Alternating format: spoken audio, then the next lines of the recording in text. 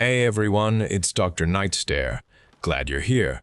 Before we get into it, hit like and subscribe. It really helps the channel. Quick question before we start. Where are you watching from, and what time is it for you right now? Alright, let's get settled. Get comfortable, let your body relax, and just take it easy.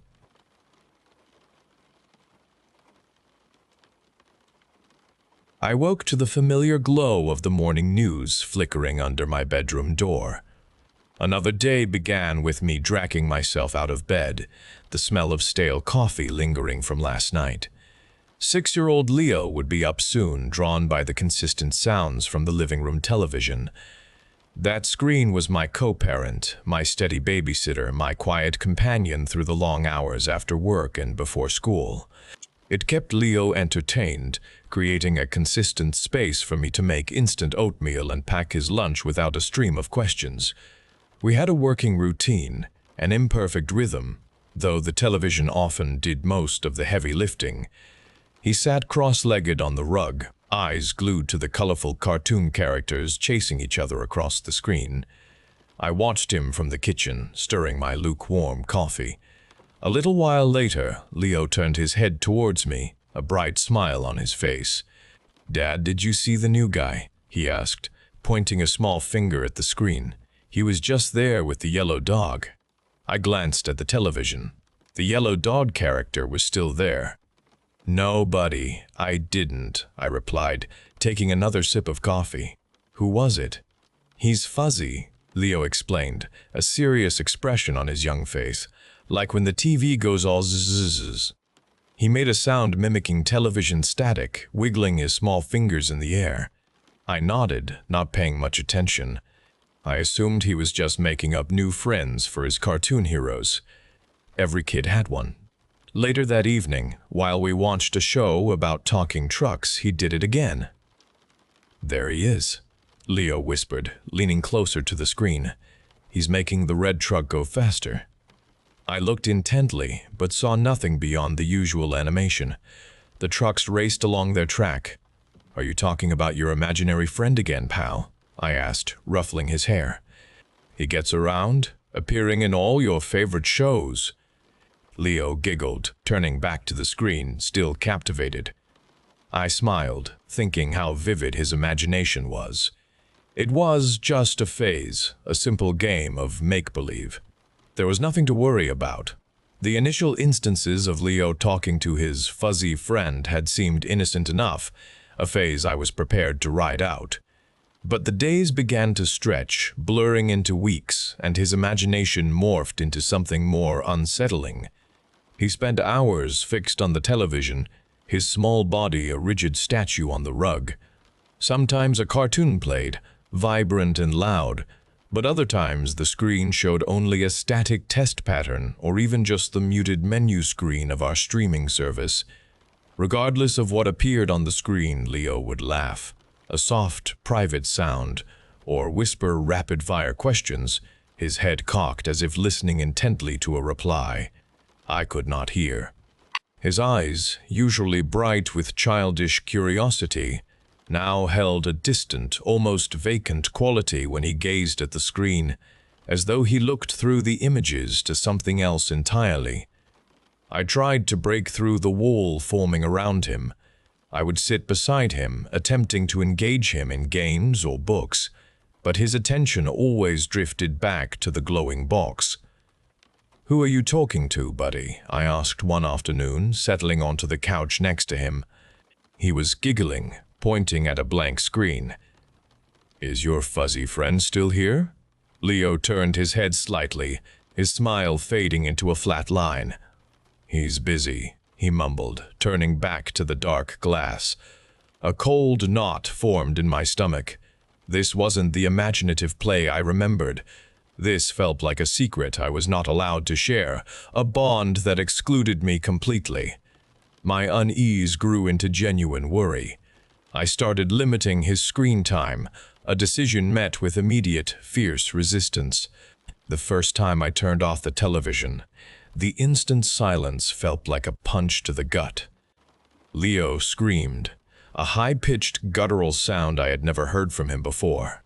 He threw his small body against the now dark screen, clawing at the plastic casing as though he could rip the images back into existence.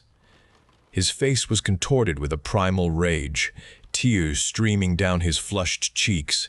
I wrestled him away, holding his flailing limbs until his tantrum exhausted itself, leaving him a sobbing, trembling mess in my arms. He clung to me, but his eyes kept darting back to the black rectangle on the wall, a deep resentment brewing within their depths. I shortened our viewing periods further, enforcing strict limits. Each attempt to turn off the TV became a battle, a test of wills that left us both emotionally drained. He would beg, then plead, then shriek, and sometimes he would simply sit in sullen, defiant silence, his gaze burning holes into the unlit screen. I felt like a monster, depriving my son of something he desperately wanted, but I also felt a deep, nagging fear that the television was consuming him whole. My frustration mounted with his withdrawal. He barely spoke to me anymore, his conversations reserved for the silent exchanges with the ever-present invisible entity on the screen. My patience wore thin, replaced by a growing anxiety that tightened my chest.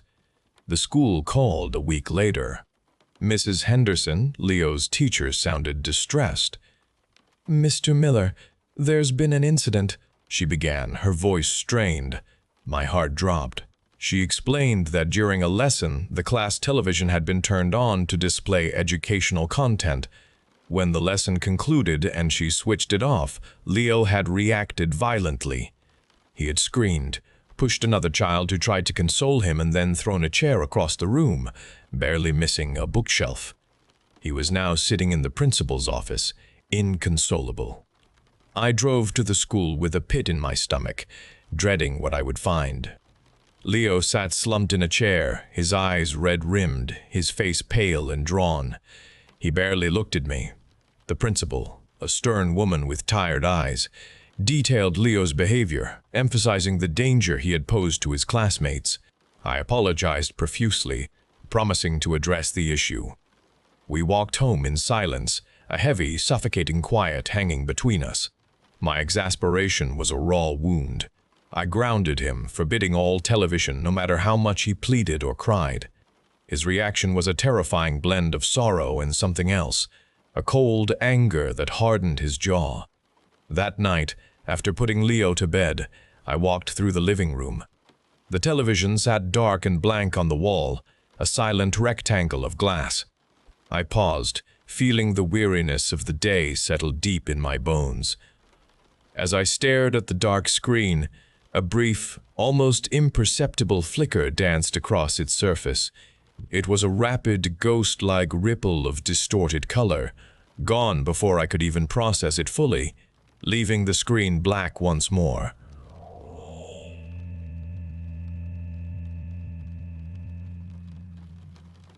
I rubbed my face, dismissed it as a residual image from the day's shows, and walked away, trying to convince myself that nothing was truly amiss.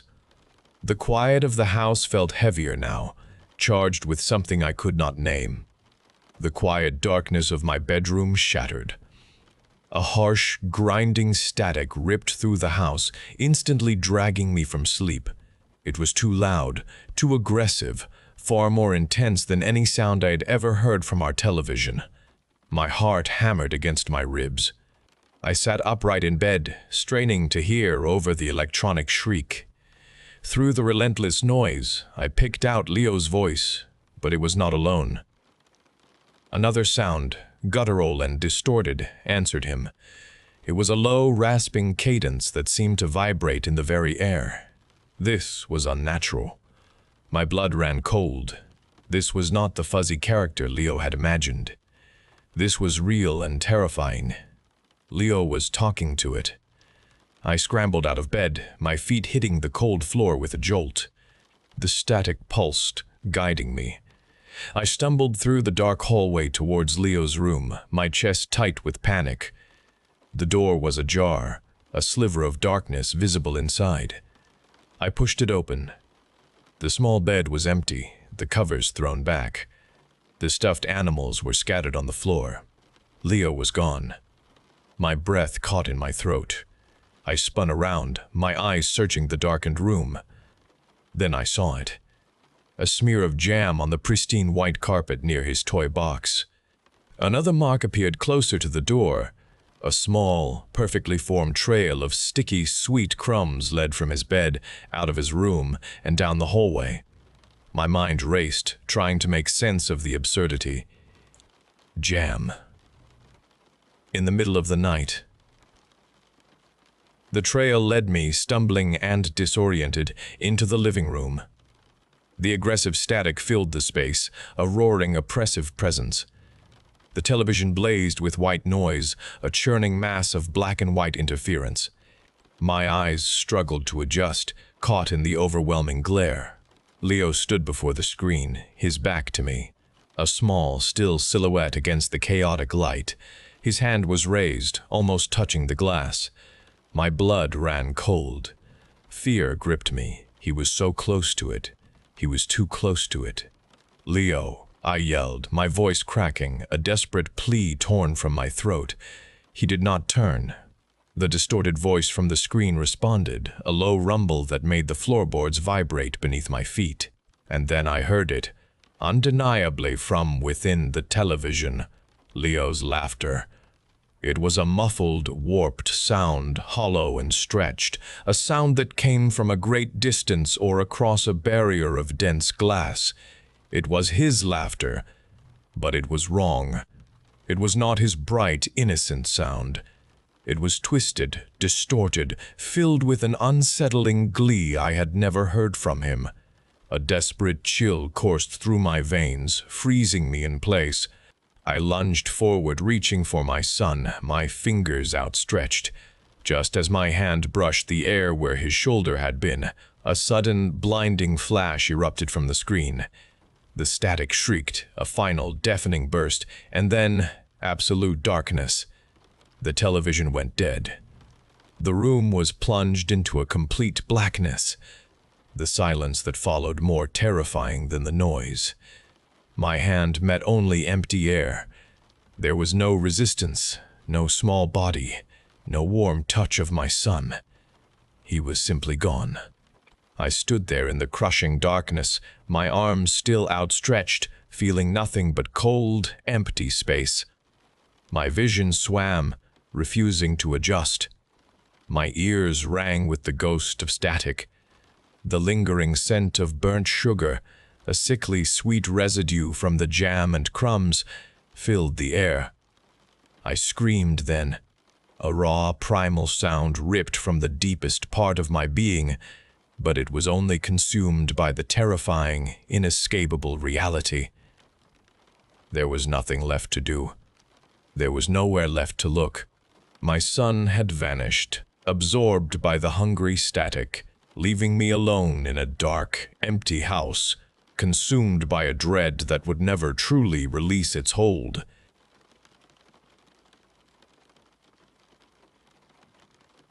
I navigated my familiar morning commute, my car gliding past known brick buildings and pavement lines.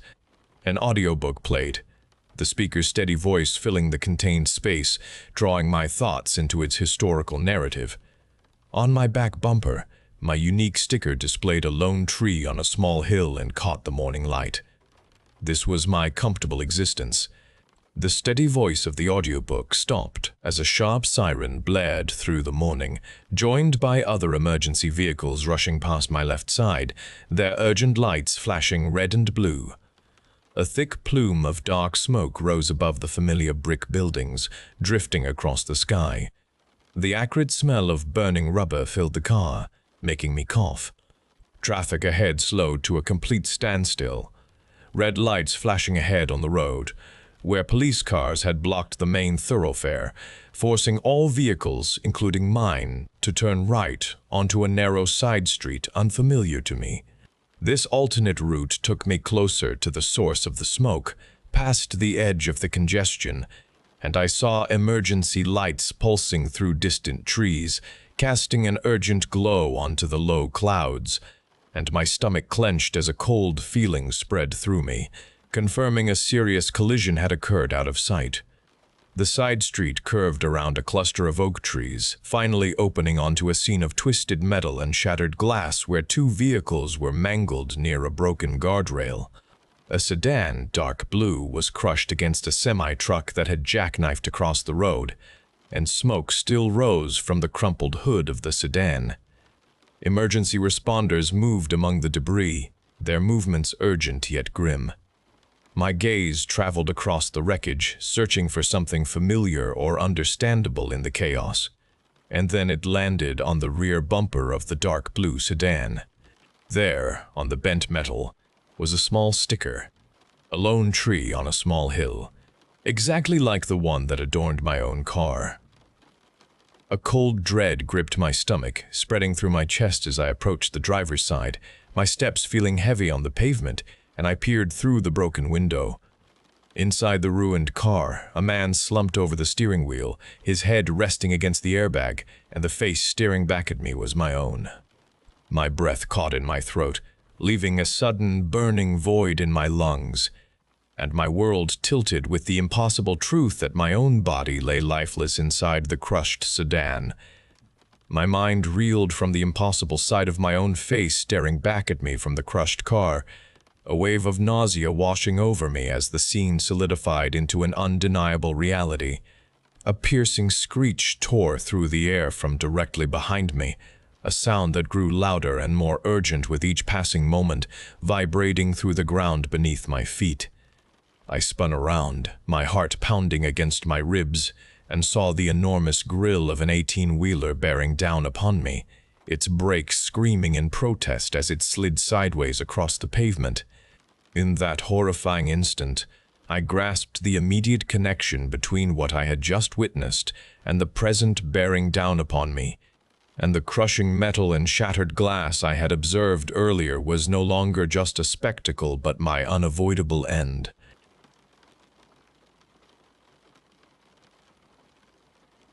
The winter arrived late that year, carrying a biting cold that seemed to permeate every building on campus.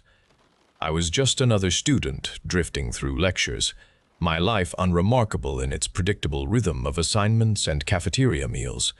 My days held no particular direction, only the simple pursuit of a degree I was not entirely certain I wanted.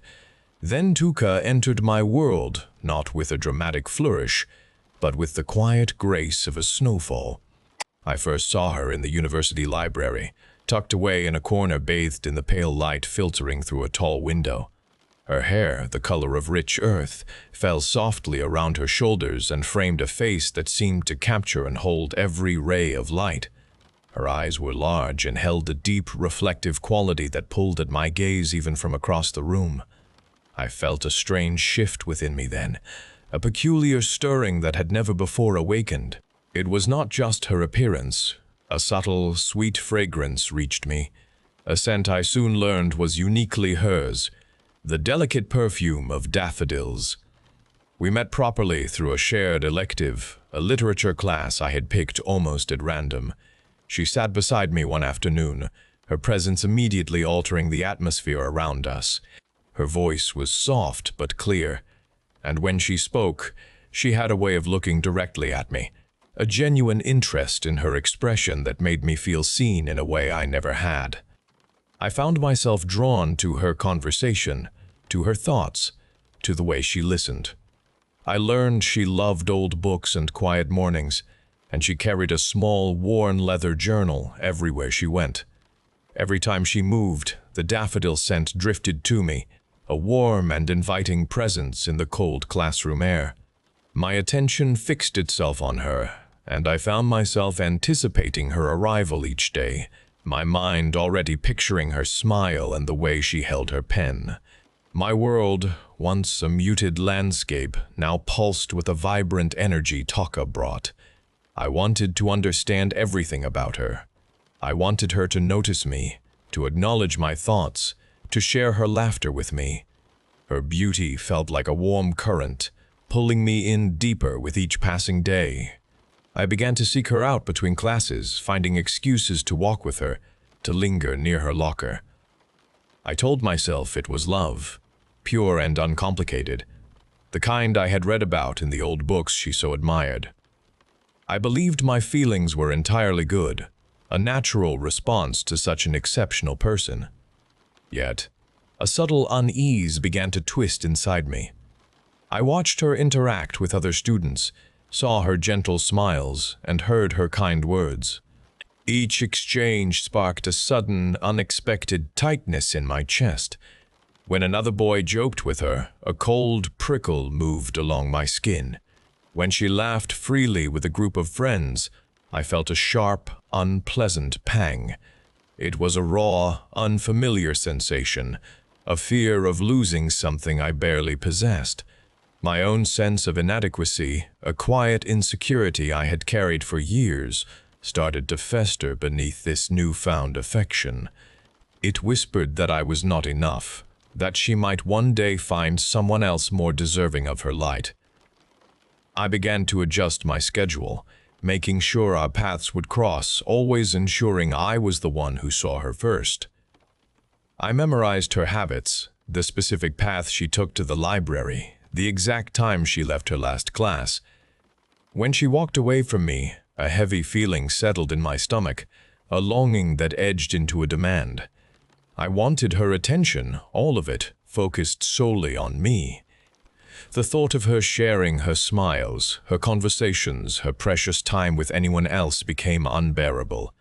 The soft beauty of Tuka, once a simple joy, started to feel like a fragile possession I needed to guard.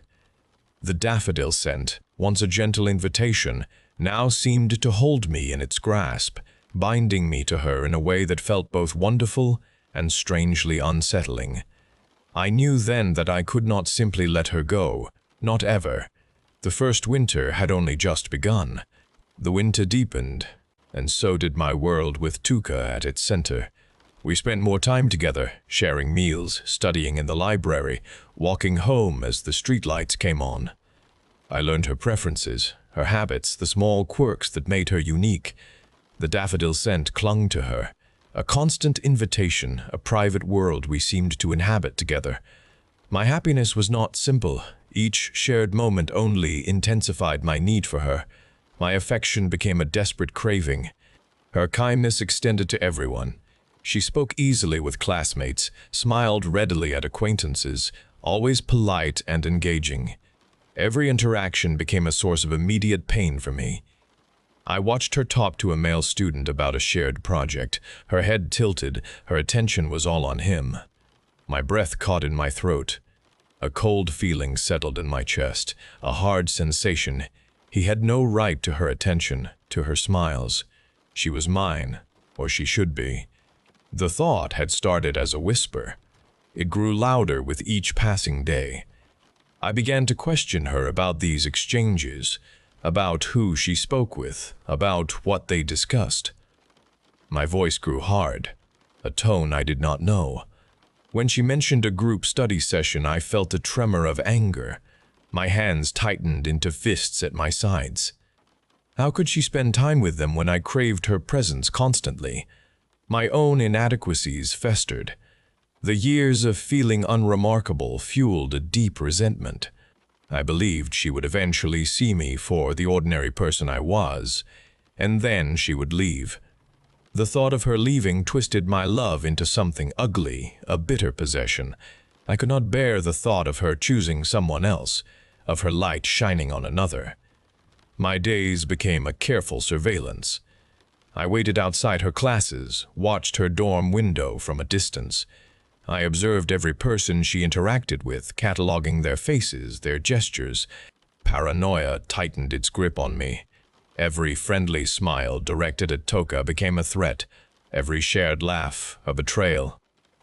The thought of another person experiencing her unique daffodil scent filled me with a sickening rage. I knew then that I could not lose her. If I could not possess her completely, if I could not keep her to myself, then no one else could have her either. The idea formed. It was a cold logic that settled in my mind.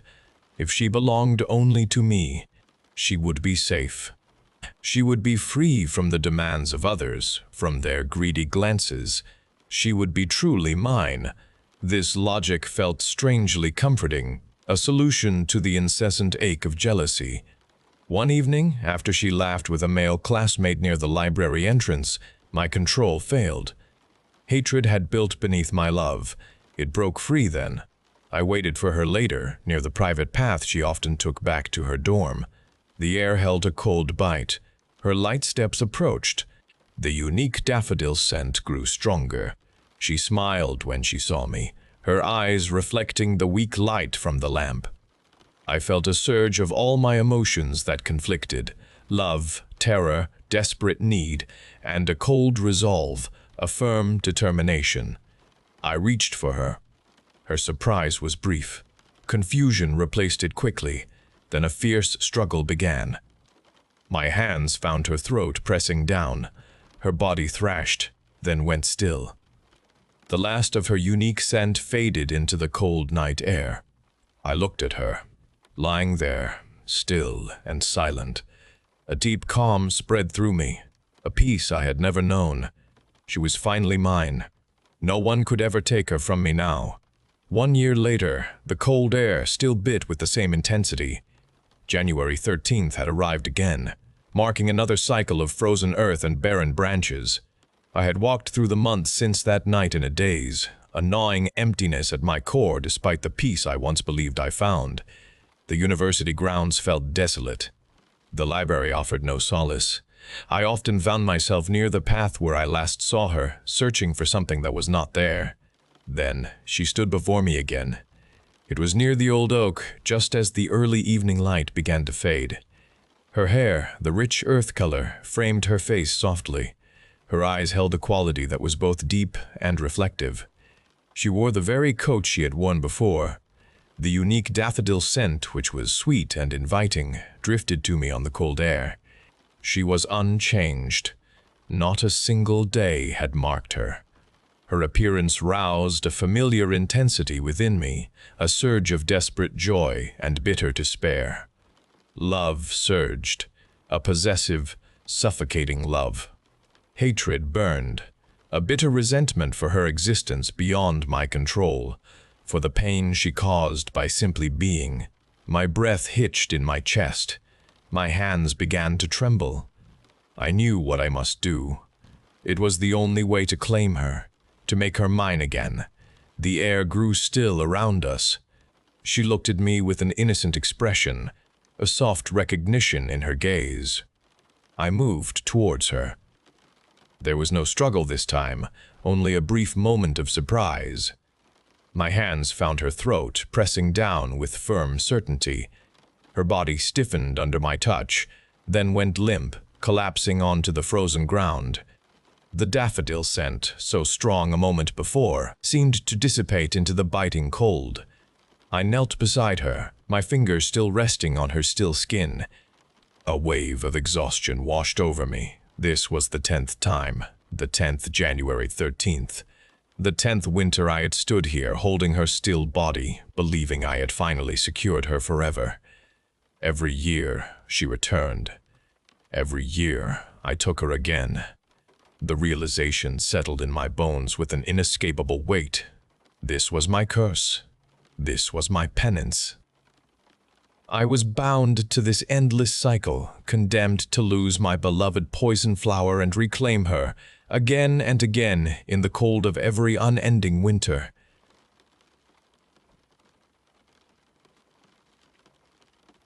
The routine Deep Earth Geological Survey felt like any other assignment when we started. Our team deployed the new seismic imaging units, the ones integrated with neutrino tomography, sending their pulses deep beneath the continental crust. We aimed to map the lower mantle's dynamics, anticipating familiar patterns of rock strata and mineral veins. For weeks, the data streamed back, consistent and expected, filling our models with predictable geological formations. Then the first anomaly appeared on the primary display. I first noticed the intricate lines, almost too perfect, appearing far below the accepted limits for any known geological structure. They formed vast, interconnected networks, not chaotic like natural fractures, but ordered, precise, and utterly alien. We zoomed in, pushing the imaging resolution, and saw colossal chambers and long engineered tunnels existing deep within regions of immense pressure and searing heat, places where no life form or conventional material could possibly survive. My initial reaction was a cold, immediate dismissal. A sensor glitch, I thought. A software bug, or perhaps interference from the new tomography system. We ran full diagnostics on every piece of equipment, checking every line of code. Everything registered clean and fully functional. Dr. Eris, our project lead, suggested rerunning the entire scan sequence, extending the survey area significantly. We did, and the new data arrived with chilling confirmation. The networks were still there, vast and undeniably structured, expanding across hundreds of kilometers. They were not faults, nor were they mineral deposits. They were clearly engineered constructs, ancient beyond any human scale. A cold certainty began to settle within me as the impossible complexity of these deep Earth structures became undeniable.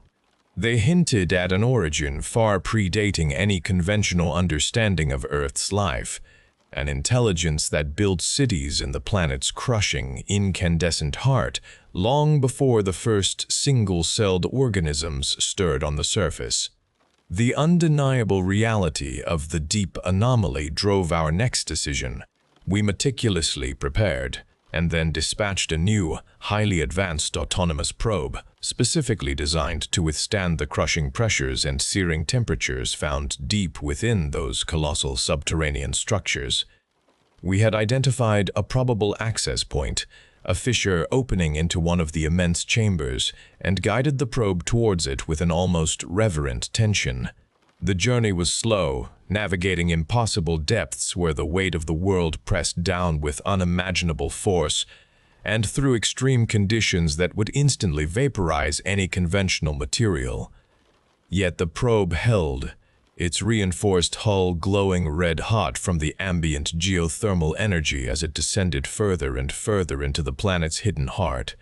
After what felt like an eternity, the probe's advanced sensors began to detect an array of non-natural energy signatures, complex atmospheric compositions indicating the presence of gases not found naturally at such depths, and intricate patterns of electromagnetic fields. These were not the random outputs of geological processes. They were organized, structured, deliberate. Then came the most astonishing data transmission. This was not a place of ancient, derelict ruins, but a vibrant, active network of highly advanced infrastructure, glowing with an internal light source that pulsed rhythmically through vast, interconnected conduits. The probe carefully maneuvered, its lights illuminating sections of smooth, impossibly strong material that formed walls and platforms. A fleeting visual feed then captured vague, adapted forms moving with purposeful grace through the vast, illuminated chambers. They were indistinct, blurred by distance and the extreme environment, but their motion was clearly intelligent, their forms adapted to the incredible pressures and heat, thriving within this subterranean world. This was the undeniable truth, a living, intelligent presence existing deep within our planet, a civilization utterly separate from our own. The truly unsettling realization, however, emerged from the subtle data streams continuously flowing from various nodes within their network. These streams, meticulously archived and analyzed by our remote systems, implied a consistent, millennia-long observation of our surface world, our world, as if studying a nascent, evolving ecosystem from afar, a detached scientific project spanning epochs.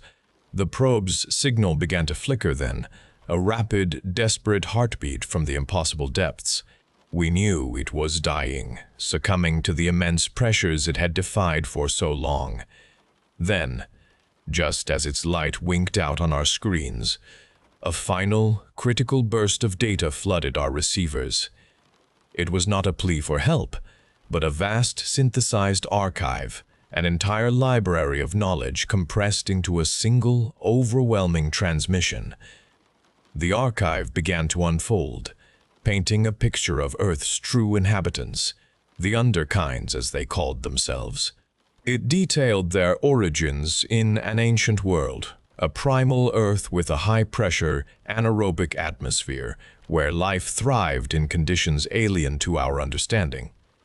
Their civilization rose in this brutal environment, developing complex societies and advanced technologies fueled by the planet's raw geothermal energy. Then came the transformation of the surface, a cataclysm for them, as oxygen filled the atmosphere and vast oceans formed.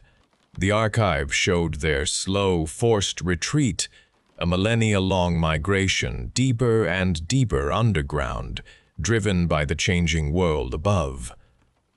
They adapted, evolving into a highly advanced civilization, perfectly attuned to the geothermal heat and crushing pressures of the deep Earth, their cities powered by the planet's core itself. The archive did not stop there. It contained vast biological and sociological data on surface life, including us, humanity.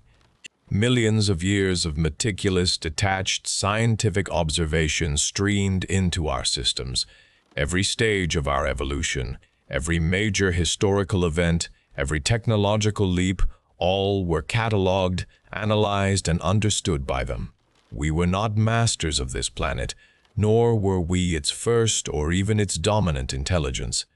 We were merely a recent, evolving experiment, a species watched with dispassionate curiosity from the depths, an interesting but ultimately minor feature on a planet with a history far deeper, far more complex, and utterly alien to our own. This was not a meeting, not a dialogue. This was our first contact, a chilling, one-sided data dump that reshaped every fundamental truth we thought we knew about ourselves and our place in the universe.